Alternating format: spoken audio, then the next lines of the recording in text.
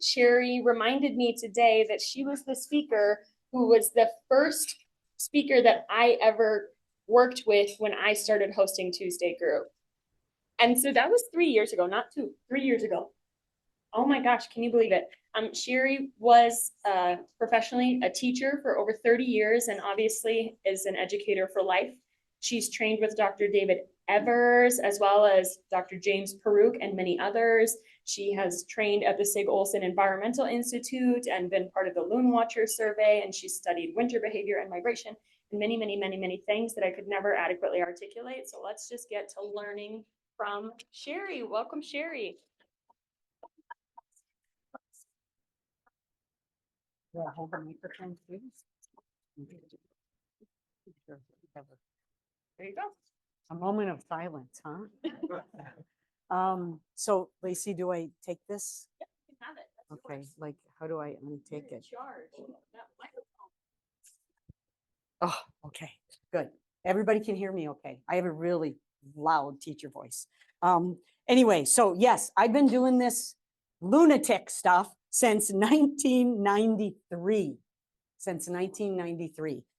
Dr. David Evers, Dr. James Peruke were the first people that trained me at Seney Wildlife Center in Upper Michigan. I did 12 seasons in Loon Watch program out of the Sig Olson in Wisconsin. I grew up in Wisconsin, so I still do that. I still do some of those. And then I've done 7 seasons of DNR Loon Watcher program here in Minnesota. And I am now have 7 seasons of winter stuff at Lake Jocassee, South Carolina on the North Carolina border. So if you wonder when you see your loons leave, oh, that time of the year, you know, the tears are just running down your face and you wish that you could know where are they going and what are they doing. You could go to the ocean, but it's a little rough out there. But if you go to Lake Jocassee, you could really see loons all winter long. And they are not looking the way you would see them up here in their breeding plumage. So they're constantly changing, which is why the researchers do it up there. Because if your feathers are changing all the time, then we give you a special name and we'll know that that's the one we're following for a whole hour and documenting everything. How long are they going down? How many minutes are they going down? Are they with a group? Are they alone most of the time? Anyway, lots of good research. Dr. Jay Mager is one that I've worked with in the winter time. And so just tantalizing you with some other possible loon adventures that you might want. Okay, I wanted to also give you a little quick, really big stuff has been happening, okay? In the loon researcher world, big stuff has been happening. One really big thing is that Minnesota, thanks to David Evers of the Biodiversity Research Institute and Harold Henderson, loon expert of Minnesota DNR and swan expert for 40 years, they got together and with their people, and they got some of the money from the BP oil spill. So Minnesota, the BP oil spill money should have been all of Wisconsin, Minnesota, and Michigan, but it seemed like the Minnesota people had gotten the paperwork done faster or whatever. Anyway, so there is now a reason to bother every single DNR person, Minnesota Pollution and Control, get the let out people and all that kind of stuff, because they now have more people on staff and more people doing things. So I want to give you a couple of announcements about that, but you don't have to remember it all or get your pen out. Look at that. He's already got his pen out. I know he hangs on every word I say. Thank you, Alton. Okay. I have a dry erase board because I'm a teacher, right? I have a dry erase board and all this information is on the dry erase board. So you can take your handy dandy phone and you can take a picture of the dry erase board and you will have all the information that you need to get started. If you still have trouble finding answers to your questions or concerns, whatever, just contact me, and mine was the first name on there. Okay, so you can contact my phone number and my email address. Okay, so here's some of the great news that's out there. That is Minnesota Lakes and Rivers Advocates, who I never heard of before. Anyway, but they have on their website now the webinar that over 100 people in Minnesota has looked at. Free webinar. And even if you're not going to be part of our rescue team, right, Nancy? Okay, even if you don't want to be part of the rescue team, maybe at least you could educate yourself to know, oh, that's normal behavior. Okay, or no, that's not normal behavior. Maybe I better call somebody. Let me watch that loon for a while. So anyway, there's just really, really good. It's about an hour long, really good information. And it's two people that I know that are the head people for rescue. Now, they're not doing rehab. They're doing rescue and transport without doing more damage to the loon. So that's what you want to know. I can't be everywhere. I would like to be everywhere, but I can't be everywhere. So just go ahead and, take a look at that webinar when you have time, and you could at least learn some of the basics of what to do. And it doesn't involve a lot of tools if you're just kind of, getting them in a tub and bringing them to. And the other thing on the webinar, it says that we have to go to the Twin Cities to get help. No, I have some more good news for you. Heather Griffith has captured, right, Nancy? Has captured a bird. I remember that night, there were a lot of mosquitoes. They captured from Tofty Lake, 10-pound male that had lost 3 pounds and had monofilament line around his bill. And if I had not seen him in a couple more days, it would have been the end of that. And he had a chick and a partner that was quite upset. Because he could not feed himself, he could not feed the chick, he could not defend the territory. So Heather did a great job. That was her first loon rescue. And she got the right people in the right boat, and they went out, and we had the spotlight on the right one. And within 20 hours, Heather Griffith, and I think her last name is Flecky because she got married. Okay, so and Dr. Christine Moorheide spent 20 hours with that bird, and we got it back on its territory in 20 hours. They had to amputate part of the tongue. They took all the monofilament line off. It had lead shot in the wings. They didn't do anything with that. Oh, there's more of that than you would imagine. Almost every single bird I've picked up, when they did the x-ray, there were some kind of shot pellets in the, now it wasn't in the system, it wasn't in the gizzard. So that one was able to be saved, at least for that year.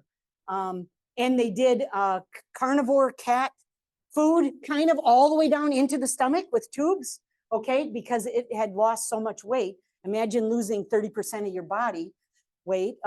And then antibiotics, a couple of antibiotics, 20 hours, and we got it back on his leg. And the first thing he did, he went into the water and he gave a big poop. It was so nice. I knew that meant he was in better shape, okay? And then he kind of lollygagged a little bit with a possible young one that he allowed on his lake. And we know it was a male. And then he went over to his partner and took care of the partner and the chick the rest of the, isn't that a great story? So you can make a difference. You can make a difference. I'm telling you, you can make a difference. The other thing is, National Loon Center is still paying for any necropsy we do. We don't have to collect money, $100, $200 for every necropsy. If we do not pick up dead loons, I know this is a little gross, but if we don't pick up dead loons and freeze them, and then when we have a few, Bill Teft, I always put him in his freezer because he's got more room than me. And then there's always somebody going to the Twin Cities, right? To go see the grandchildren. So then we take them down, and Dr. Arno, Bill, do you remember his last name? It starts with a W, it's a long name. anyway, he loves doing necropsies on loons. So National Loon Center out of Cross Lake will pay for it. All we have to do is get out there. And if you see something that's already dead and it's not completely, I mean, they got to have enough tissue. But if we can prove that that one was lead poisoning, or it was monofilament line, or it was a lure in the gut, you know, or something, then we can get people's ideas to change a little bit about what they're doing. Okay? So it is just as important to collect the dead ones. Okay, and if you have any questions, call me. It's a very easy. Actually, I like doing the dead ones better because the live ones bite you. Okay, so anyway, that's the scoop on that. So look at that website, and then Injured Loons. I have Heather's. Heather is right in Babbitt. We don't have to go all the way to the twin. Heather's right in Babbitt, and you can give her a phone call. She also has a good assistant who is now certified to do this. So they're certified to go ahead and collect injured loons. All right, the next thing is, do you think maybe we should put some more some more loon safety things in our DNR fishing regulations? A friend of mine, I hadn't even thought of that because I'm so loon. So if you are interested in helping with that, all you got to do is do an email. And the information is on the dry erase board, okay? It tells you exactly who to contact, and just in a nice way, say, you know what? Let's put some more loon-friendly stuff in those fishing regulations, because they don't know what damage it is. I know that there's a lot of dead ones out there that we never find because somebody else is going to eat it, right? So it's going to be all gone by the time we get there. The other thing is, do it quickly. So whether it's an injured loon or a dead loon, do it quickly. And there's tons of handouts. There's tons of papers there. You can tell I'm from the old days, huh? Look at the handouts. Anyway, so there's plenty of those out there. Okay. Last couple things. Jaden Jack. We now have a new guy in charge of the DNR Loon Watcher program. Okay, so if you are willing to do at least one lake territory or one loon territory, because it depends on how big, like Chagua has 10 territories, at least 10. Okay, we don't expect you to do all of that. But if you can find a territory that has a family, it'd be great to do that. If you can do that twice a month, May, June, July, August, and maybe September, that's all the DNR that they will accept it. If you just call me and tell me you saw a chick in July and you haven't told me anything else, I can't send that in. So it's got to be at least twice a month. I usually do it every week, but that's okay. You don't have to be a total lunatic. So just twice a month would help. And Jaden Jack is a new young guy, yay, at the DNR, and he's been trained by John Cooley, who is in New Hampshire. So he's got lots of experience, and he doesn't just do loons 1/8 of his time, like Andrew Herberg that we've been reporting to. He gets to do it all the time, everything about loons. So that's wonderful. So we got new people on board that can help. And I told you already about that National Loon Center paying for the necropsies, and then get the lead out. So look on that dry erase board. And then the last thing is, I have just had the last 2 weeks talking to a anonymous donor who has now fully outfitted our loon rescue group. Okay, 3 new giant, according to the webinar, we watched the webinar, and she made sure that she had most of the stuff that was on the webinar. 3 big, huge containers, you can see it, it's out there, and some extra towels and stuff, and then a kit. She did 4 different kits with all the tools that you might need to help a loon. So there you go. That's all the good news. All right. Lacey, we're ready to do vocalizations. Are you going to come over here and do it? You're trying to eat while I'm giving a presentation? Oh my God. I can. Okay. Ready? Okay. First, wait. Mew, mew, mew, mew, mew, mew, mew, mew, mew, mew. 25 times I saw that male mewing. Honey, isn't this a good nesting spot? Don't you want to do it right here? We can do it right here. Okay. So some of the sounds, I don't have a mew. That's why I had to do the mew. Okay. So there's other sounds like a cluck, cluck, and a mew, and a ma, ma. Sometimes the chicks will do that, or the parent and the chick, ma, ma, ma, ma. Okay. But we're going to do the other ones that you're more used to. Okay. You all right? Okay. Start with the top one. Yeah, start with the top one.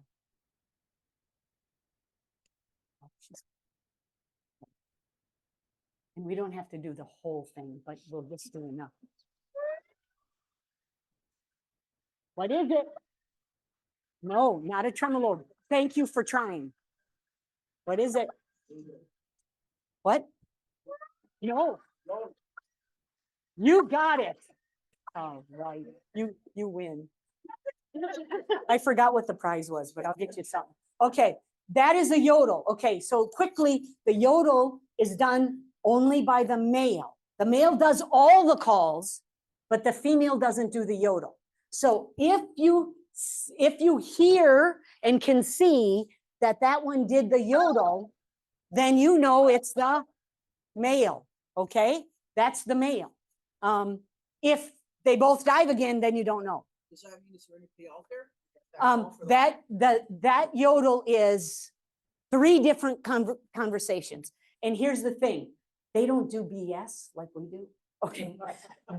If they're talking, they're doing it for a reason. Okay. So thank you for keeping me on track. Okay. The yodel says 3 different things. I am so strong, you do not want to mess with me. Do you hear this low frequency? I'm going to kick your, you know what? Okay, so that's it. Also, it is, am I going to take it to the max? So if it's 1 repeat, there's a beginning is their signature. I'm Jack. You know me. I'm Jack. I'm on this lake. So there's the signature. There's the how tough I am. And there's how I'm going to do it to the death. If it's 3 or 4 repeat phrases, that means I'm going to protect my territory. If it's 15, 16 repeat phrases, that means, do you want to die? Okay. Go ahead. Next one. The next one. Yeah. What's this? Tremolo. And the tremolo is done by both the males and females. And the tremolo also, we can't hear the difference, but there's a tremolo that's in flight. So they can do the tremolo on the water, and they can also do the tremolo in flight. Okay. We can't tell the difference, but they can. So that's the tremolo. And it means something's wrong. Okay. There's a boat too close. There's an eagle there. Something's going on. So tremolo is usually always something wrong. Something's wrong with it. Okay. But that very nice. So when you guys say, oh, it's so nice to hear them serenading at night, I'm like, shit, there's stuff going on. So, right. A muskie just took the chick. There you go. Okay, go ahead. Next one.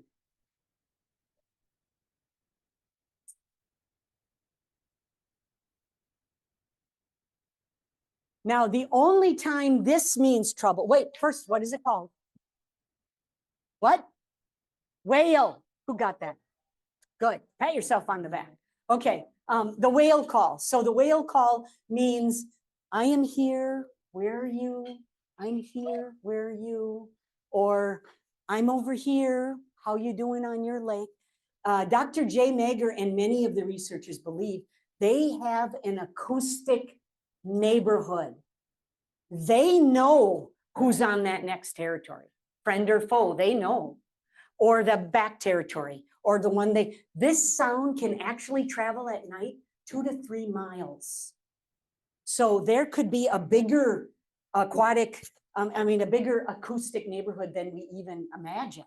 Yes. That's a major third too. Often it's a major third. Okay, good. Here we have a Like music C&D. expert. There you go. Thank you.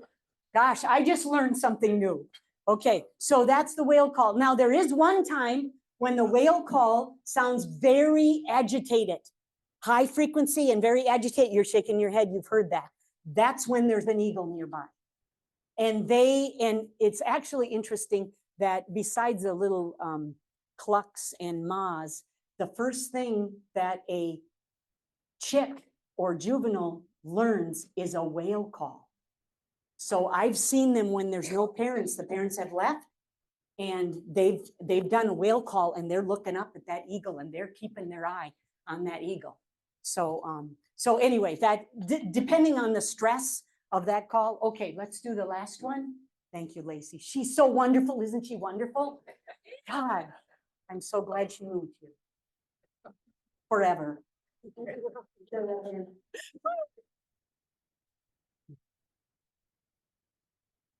Yep, good. Hoot, hoot, hoot. Okay, so that can be between partners. Okay, a nice little hoot. How you doing? I'm doing fine. How you doing? I'm doing fine. Okay, or between the chicks and the parents. Okay, or even between their social friend group. Okay, that's a new thing that most people don't know yet. They will do that with each other. I've seen them in the winter, hoot, hoot, hoot, hoot, a whole bunch of them, like 12 at a time. Then they all dive down and go get a big school of fish and bring it up. And then they eat like pigs. It's a feeding frenzy. Okay, good. All right. So now, can you click? But I can click them.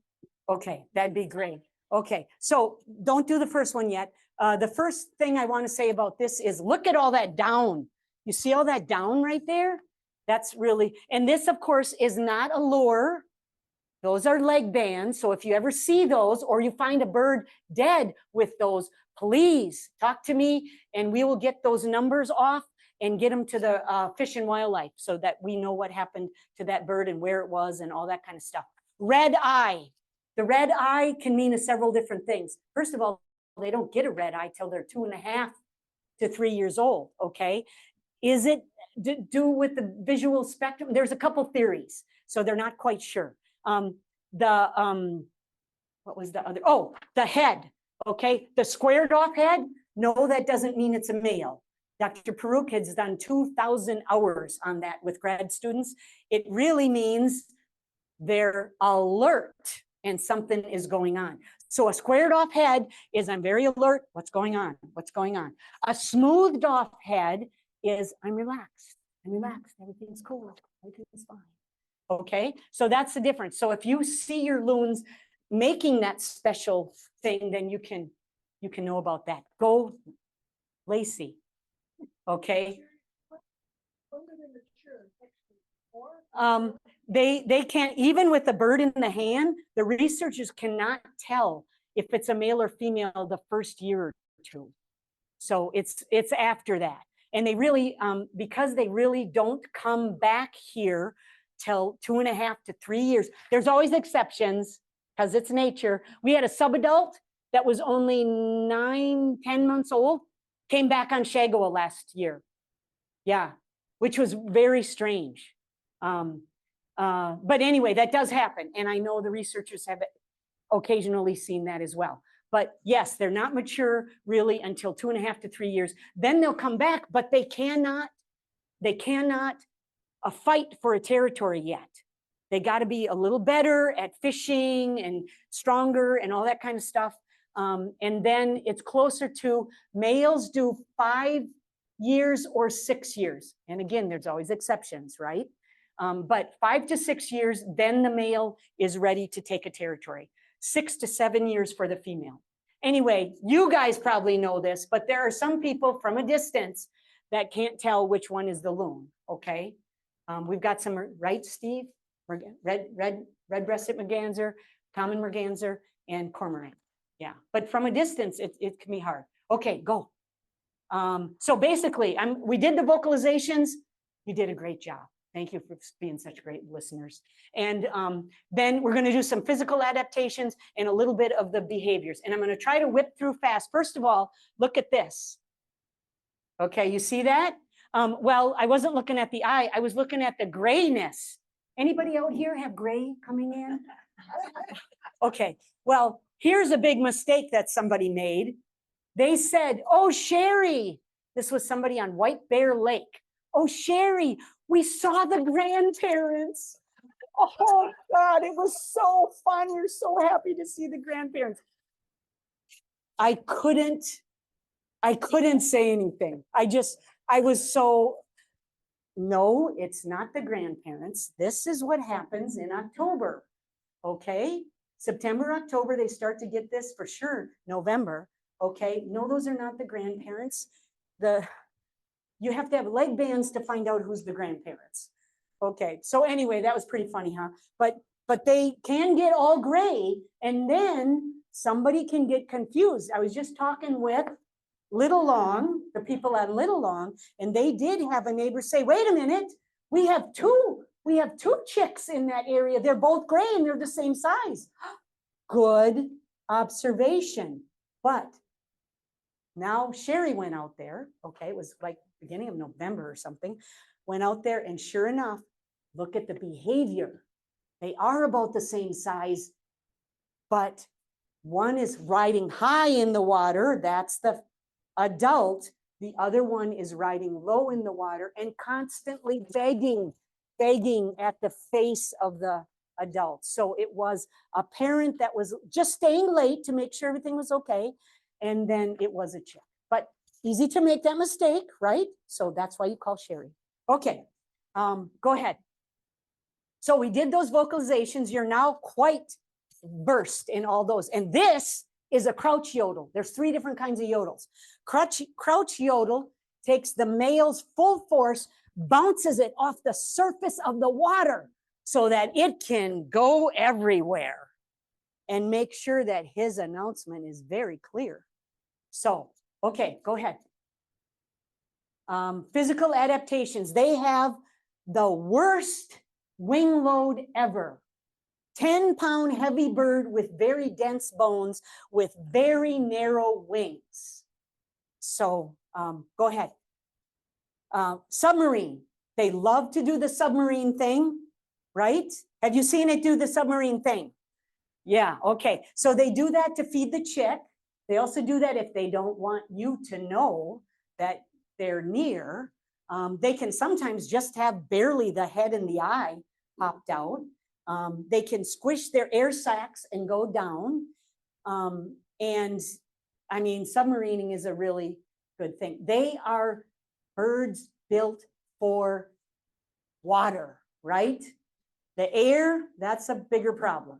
The land, totally incapable. But water, that's what they're built for. Okay, go ahead. Oh, and they have a nictitating membrane right here. Goggles. I wish I had some like that. Nictitating membrane that kind of protects their eye. Go ahead. And there's the torpedo shape. Now the water is making it a little bit wavy. You know, that's not quite accurate. But notice where the feet are, way, way in the back. Think about from your hip to your knee. Okay, that thigh area, got it? Your hip to your knee is inside their body cavity. So the only thing sticking out is the knee to the foot. Isn't that something?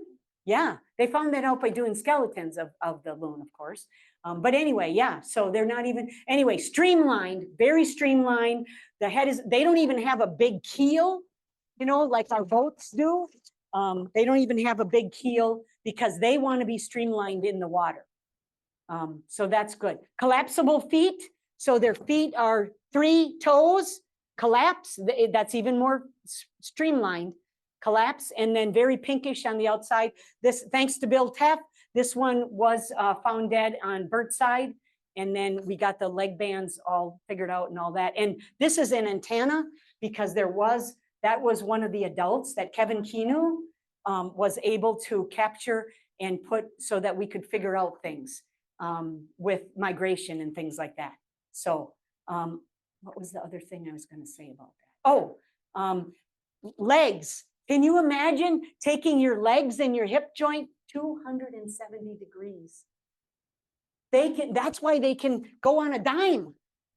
270 degrees. That's like the head of a owl, right? Go ahead. So they have an oil gland way down at the back of their tail. They need that to make sure that they are waterproof and don't get hypothermia. And they have to do preening every hour. They do at least 5 to 10 minutes of preening every hour. Way more than I do. Way more than I do. You can ask my best friends, they'll tell you. So preening is really important. When you see this is normal behavior unless they do it for a whole hour or something, but that's normal behavior. They got to get that oil all over the place and they zip their feathers. So when there's an oil spill, oil from people, you know, from boats, whatever, that messes up their salt glands in the ocean. It messes up. So they'll die later. They won't die right away, but they'll die later because the oil from people can actually mess up their salt glands and mess up their feathers. So they cannot zip their feathers together. So, okay, go ahead. And dense bones, heavy, heavy dense bones. Thank you to Chuck Dayton for this one. And that wing load is just so. How long does it take? 1/4 mile, okay? About 1/4 mile, unless you have a really good wind. And then the trees are in the way sometimes if there's two. So then they got to circle a few times. So yeah, very hard. Air is hard. Okay, go ahead. Breeding behavior. You notice how close to the water they are. This is one from Wisconsin and doesn't really care that there's huge big rocks there as long as they found a tiny little place to go. Males are on the nest 50% of the time. Females are on the nest 50% of the time. So one of the things I want you to do is correct all your friends when they say I saw she was on the nest again. Okay, you don't know for sure, okay, unless he does a yodel call. And you can tell if it's a female if you see her lay the eggs. Then you know it's a female. Okay, go ahead. Do they mate for life? No, they do not. That was done in the late 80s and in 1993 when I was there, that was a big thing they were working on. They do not mate for life. Sometimes they're together every couple years. 7 years seems to be a number 2, 7-year itch. I don't know. Anyway, but no, there's only a few documentations from Simi Wildlife Center where all these researchers got started, where somebody was together they're in their 30s and they were together for like 25 years.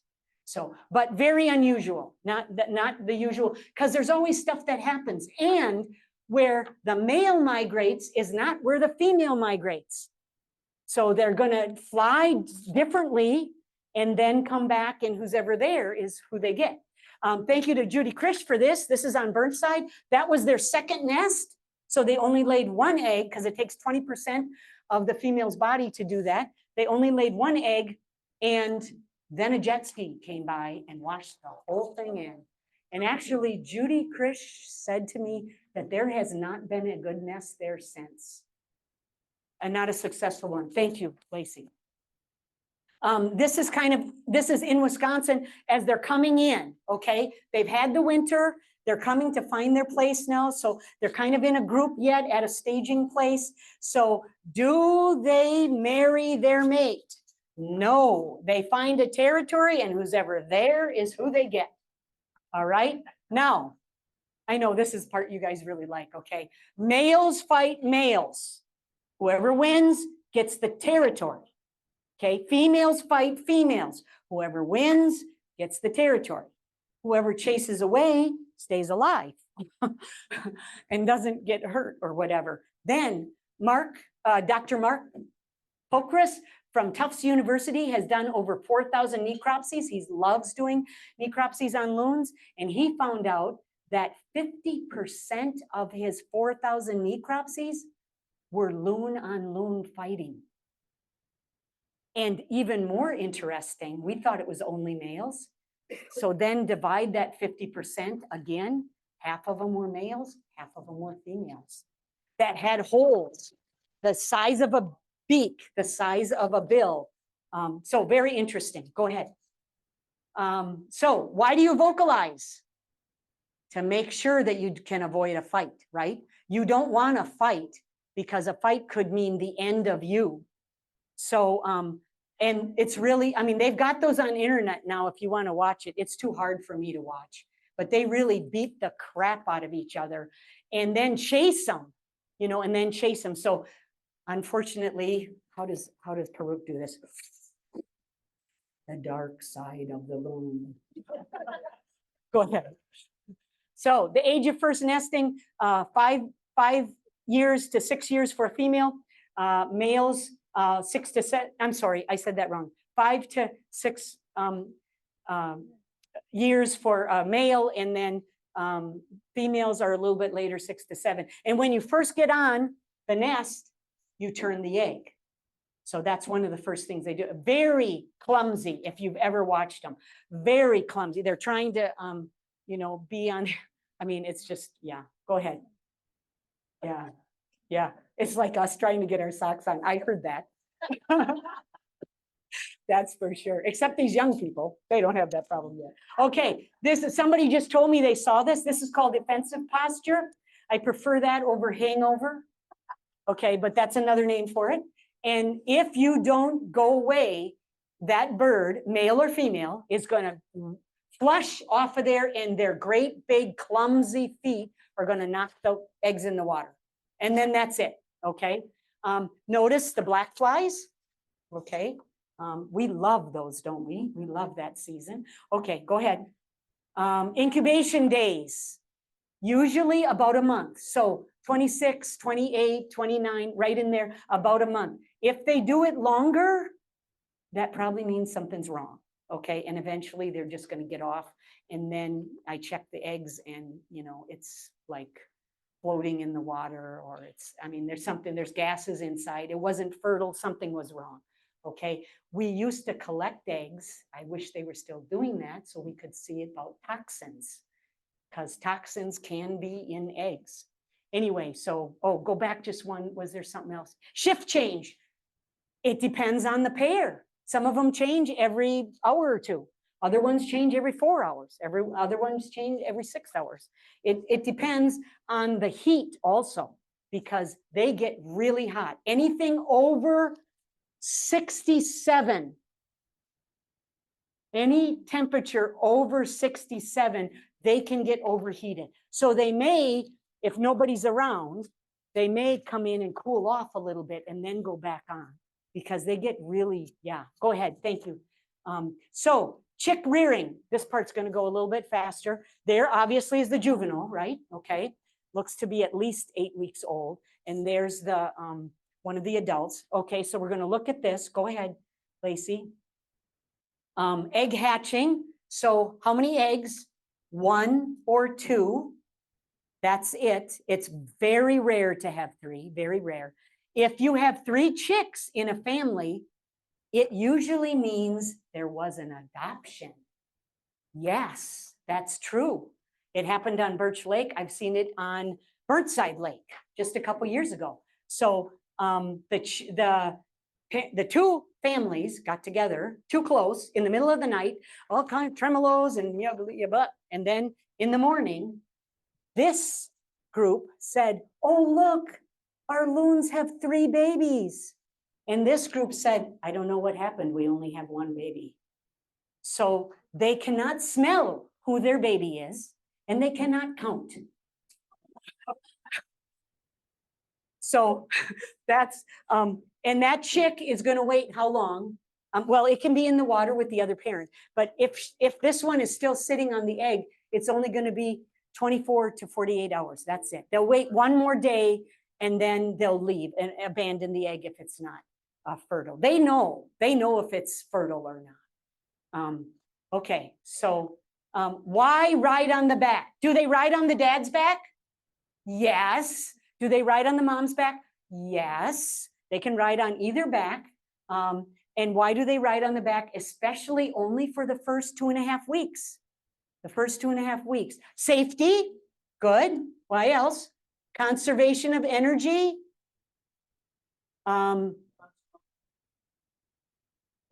No, they can swim. Yes, predators, staying away from predators. So safety, predators, conservation of energy, and the other one, there's 3 things. What? No, they cannot temperature. They cannot so they got to be warm enough. Yeah, when they're this young with the dark colors, the first week, the second week, and part of the third week, then they can't regulate their temperature, kind of like me. Okay, go ahead. And this one, go to the next one, because this one's too light. The lighting is too, there, very dark, okay? That's usually what the young ones look like, very dark. So there's a 2-day-old, keep going. There's a little bit more, and you can see there they are. And then 7, they're starting to get a little bit bigger there. Go ahead. All right, so they still have the dark, 2 weeks old. Okay, now, what do you notice? They are now going through another molt. They don't have the dark. They have a light, bad hair day, okay? And notice this, the beak is way longer. So that's how you can tell. See? Well, and that one's not sitting right. There, that's a better, yeah. You can see, but when you do this, it's elongated. It's much more, so that's a way you can tell, in case you wanted to know their age. Go ahead. And then now they're going into their next molt. Talk about a bad hair day. Look at this. I mean, they have the fuzz from the 3-week, 4-week-old stuff. There's fuzz all over, okay? But now they're starting to get their 8-week juvenile gray feathers. So that's the next, and we're going to have a couple pictures like that. See again, look at that. I mean, they look so weird. They don't look like a loon, right? And then there's another one. Look, just a few pieces here, and usually a little bit by the tail, but they're starting to get their gray, little eyebrow things there. Okay, and there's another one. And now this is an 8-week-old. When they're this far, they can be away from their parents some and try to get some food by themselves, but they still need those parents for 3 months. They need 3 months, at least 12 weeks. Okay, so that's a juvenile. There's another juvenile. This is probably like a 12-week-old or something. Okay, now, appropriate size. Do you know some parents that don't always do the right thing? So look at the look on his or her face. It's like, what the? Okay, anyway, so what's going to happen? I've seen this many times, okay? What's going to happen is he or she is going to try this, like for 5 minutes, keep trying to give it to, okay? And how do they have to swallow? Head first, okay? Eagles can rip the fish apart. Loons cannot rip the fish apart. Everything has to be head first with that dorsal fin going down correctly, right? So they got to learn how to do that. Yeah, so she or he are going to do that about 5-10 minutes, and then the adult's going to give up and dive down and go ahead and eat the fish themselves. I've seen that many times. Perhaps this was an inexperienced parent. Maybe their first. Okay, go ahead. It's just, I love that. Okay, and here's one from Chuck Dayton from Jasper Lake. When the chicks were very little, is this appropriate size? Yes, but they still have to try to, get it to the chick the right way so the chick is swallowing it head first. And then the chick has to learn some of this too. Now, who gets the most food? Most aggressive chick. Thank you. Very good. Most aggressive chick. Because if there is not enough food, one chick's not going to make it. Okay? That's just part of the nature thing, right? So they will keep feeding them as much as they can, but if one is way more aggressive and there's not enough food, then there may only be one chick that survives. Go ahead. And then behavior. Okay, so migration behavior. And basically, I think this is just, go ahead. This is what happens in the fall, right? So you guys always ask me, you know, what happens on the East Coast? They only have to go a couple of hours, you know, 100 miles, 200 miles, whatever. It only takes a couple hours and bang. And the males and females are not in the same place, but they're along that coast. And those guys are 16 pounds compared to our 10 pounds. Big difference, big difference. Then you have the Midwestern ones, right, that are coming down this way. And in the fall, they lollygag. There's no big hurry. I'm not going to a territory. I don't have to, you know, protect the territory. It's just lollygagging. Sometimes they spend a week or two on Lake Michigan before they go all the way down. But when those are reversed, and this is our last slide almost, when it's reversed in the spring, like what just happened this past month, they are hauling as best as they can, getting up, because the first ones to get there can have a better chance of holding that territory. Okay, so that's what they do. Usually males come first, but not always. There's you know, but anyway, it'd be the opposite way. Does that make sense? That's USGS and Kevin Kino's work. And I should have a couple of other maps for that. I'll have to redo those. And then just thank you. These are all the different people I've worked with that have really helped me. Thank you so much. Good. Now, Lindsay, how are we doing on time? How are we doing on time? Well, it is 2 to 1 o'clock, but I think this crowd is eager to learn more. If you need to leave, you can, but we'll take time for 2 or 3 questions if people have them. Sure. I know that Mr. Chuck Dayton was sure to send me an email. Right. He couldn't be here today in person, nor was he able to join the live Zoom, but of course you all know these will be put on YouTube within a week. And he wanted to ask if climate change would impact loons and their ability to remain in Minnesota. Right. Very good question. And Lindsay, Lacey, if you would just go back one to that map. And I should really have this other map in there, but loons used to be all the way down to Chicago.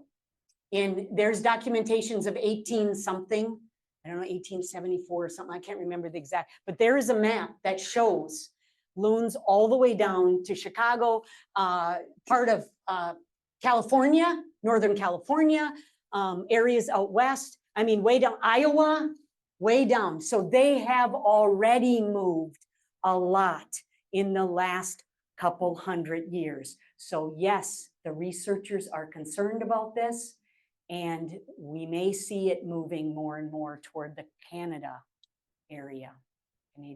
Okay, good question. Someone over here had a question? Yeah. I just missed, when are the chicks usually born? Which month? Oh, well, again, that's a very good question. This is what Jay Mager says all the time. That depends. When was ice out? If it was a late ice out, it could be late chicks.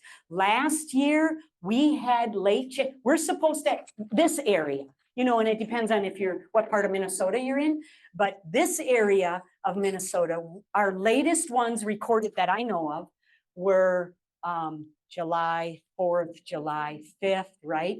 Last year, August 4th. It was a whole month behind. And some of the lakes I had given up. I had went and I saw that nice family and I thought, what the heck are you doing? I mean, there's no chick here. And so then I waited too long and then I came back and they had 2 chicks. So they just waited. In fact, on Clear Lake, where Sarah Skelton is, she saw them look at the nesting area in that island and then leave it alone. And they did that for several weeks and then they did late chicks. So yeah, it depends on the situation. Go ahead. Anybody else? Questions? Yes, Steve. When one of your guys was here last summer, the doctors. Yeah, Dr. Peru, James Peru. He told us how to tell a male from a female visually. It was very hard and it had something to do with the bill. Yes, And even then when he told us and we looked at the two, it was really hard. But can you review what those things are? sure, I can. See how I can say this. It's very, very hard. This is what I would say, Steve, that the researchers could learn how to do that better than we could, okay? But first of all, the male is bigger, so it's a pound or two a little bigger, pound and a half bigger, okay? And the bill, the female's bill, if they're side by side, okay, which doesn't always happen, but the female's bill tends to look longer and thinner because of her head and stuff. And the male's bill tends to look thicker close to the eye and stuff and wider, or the angle. It was the angle, right? The angle of the male's bill is more like this, where the angles of the female's bill is more like that. Yeah, so it's something like that. So good luck trying that. Let me know if you get really good at it, because I want to be good at it too. Okay, Lindsay. I'm gonna take, more questions. Okay, wow, just getting off, just getting rolling. What is like the different adaptations, including diet, from going from like freshwater into saltwater? Good question. Saltwater is harder on everything for the bird. In fact, the researchers have been pushing on the saltwater glands in Lake Jocassee, which is a freshwater, and they notice they're not even developing their salt glands because they're not on the ocean. So first of all, that's a stress. Second of all, there's sharks in the ocean and seals. There's been ones in Massachusetts on the coast that were bit by a seal. Okay, so there's dangers on the ocean. There's murky water. It's harder to find food. A lot of times they're going down on the bottom and getting the less nutrient part of the food web. Does that make sense? Yeah. So there's so many difficult things, but the lakes in the south are not natural lakes like you guys have here, like we have here. They're all reservoirs. So who were the loon dudes that came down and they're looking at Jocassee? Hey, this wasn't here last year. What do you think? What do you think, guys? Whatever. And went down and yeah, because it's stocked with fish. It's clear. We get a second dish reading of 25 feet. Second dish reading. So it's got bait fish all over the place, and it's, yeah, so big difference. Good question. Hi. How do they survive in hurricanes? I mean, I've heard that it's gonna be another real bad hurricane season. Does that affect them Yes. seriously? Yes, good question, Carol. Definitely it affects them. You know, a little bit of wind and rain, they don't care because they're built for the water. But when there's a lot, it's exhausting, right? If we were out there, it would be really exhausting. And then it's stirring up all the stuff. So you can't really see your food, and they're visual predators. They're not smelling for food. They have to be able to see the food. So that's a big thing. Did I answer that question okay? Sometimes I get off. Over here. Yeah, I would imagine their migratory routes depend an awful lot on their diet. The mhm. reason being is that, or another thing. They will, why don't they go down to Florida, there's plenty of fresh water, but they also have a lot of predators. Yeah, Also. oh, good point. Yeah, very good point. Predators is another thing, yeah, that they can have. Or if there's a lot of boat traffic, you know, people in the south like their boats like you guys do. So there's boat traffic. Interesting, a loon usually, this I just found out this past year. Can you believe I've been doing this since '93 and I'm still learning this stuff? the loons will look to see if there's a loon on that lake. If there's a loon on the migratory route, okay, then they will go down. If there's at least one loon down there, they figure, okay, there might be food down there, okay, so they'll do it. I don't know how fast they are underwater, except I know it's really fast. I don't know the miles per hour or whatever. I do know in the air, when they're migrating, the fastest one they have documented, Kevin Kinu, USGS, 70 to 75 miles per hour, 8 hours straight, no rest, no soaring. They can't soar. If you see somebody soaring, that's not a loon, okay? Not doing a thermal, okay? They are constantly flapping 240 times per minute. Yeah. Yes. You mentioned the dangers to nesting and everything caused by boating. Mhm. I'm concerned about that and curious about what recommendations have been suggested before and what we could do here. The other thing is I'm really concerned about habitat protection for loons and other birds here. And do you know of groups that do anything with, let's say, planning and zoning and city development around this area to protect habitats? Because it seems to me it's all about humans and not about birds. Yes, yes, yes. And I think a lot of us would probably agree with that. What I can tell you is that Minnesota now has BP oil spill money. So there are now groups working on habitat restoration in the shorelines and getting people to do that more. Some lake associations already have been doing that kind of stuff, as well as get the lead out, as well as monofilament line containers, and all that kind of stuff. So yes, look at that dry erase board out there and copy down some of those things that you want or take a picture of it. All right, we're gonna do one last question, but before we do, while I have a captive audience, next week's Tuesday group program is about electric school buses, health benefits, and funding sources presented by health professionals for a healthy climate. So before we wrap, we'll get back into Loons with one last question, and then we'll celebrate all we learned. Actually, now that I have the mic, we're gonna do 3 last questions. But they're really quick. One is, how do the babies get on the parents' back? I've seen that happen. That's a really cool question. I've seen that happen different ways. Remember the submarine picture? So parents often submarine down and then they can get on easier. Okay, the chicks know what they're doing. It's just their temperature can't get regulated.